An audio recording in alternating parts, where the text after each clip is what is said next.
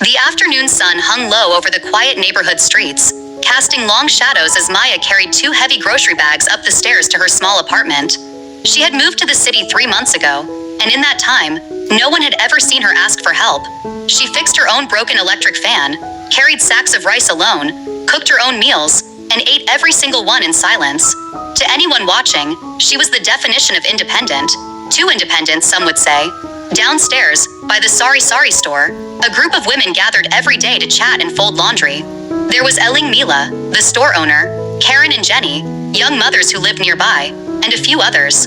At first, they only whispered, "Look at her, never smiles, never greets anyone," Eling Mila would say, shaking her head. "Ang yabang yata, feeling high class," Jenny snickered.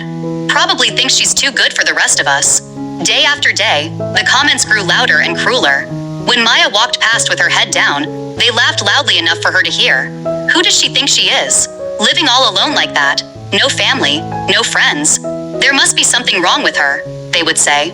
"Maybe she did something terrible, that's why no one wants to be with her."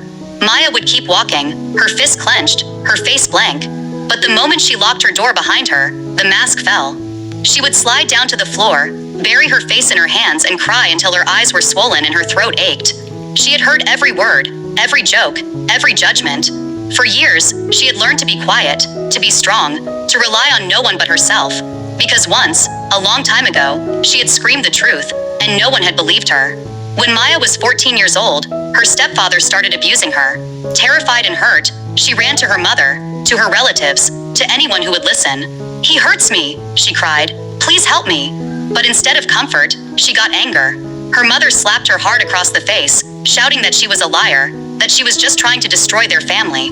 Relatives called her a bad girl, said she made up stories for attention. Even their old neighbors judged her, whispering that no good girl would say such things about her own father. No one stood by her. No one believed her. In the end, her own mother threw her out of the house, with nothing but the clothes on her back. She was only 15 when she learned that the world was not kind, that trust was a dangerous thing, and that the only person she could ever rely on was herself. So she built walls around her heart, thick and high, and decided to live alone, far away from people who could hurt her. One Tuesday afternoon, the women were laughing louder than ever, mocking Maya as she walked past looking pale and tired. "Look at her, so miserable," Karen said. "Serves her right for being so proud." They didn't notice Officer Rosa, the community police officer assigned to their area, standing right behind them, her face serious. "Stop," she said, her voice firm but soft. The women fell silent, startled. "You have no right to judge her, not when you know nothing about her story." Officer Rosa told them everything. She told them about the little girl who cried for help and was called a liar. She told them about the child who was thrown out by her own family, who had to grow up overnight, who learned to do everything alone, not because she wanted to, but because she had no choice. "Her silence is not arrogance," Officer Rosa said gently. "It is protection. Her independence is not pride. It is survival. She doesn't talk to anyone because every time she opened her heart, she was hurt.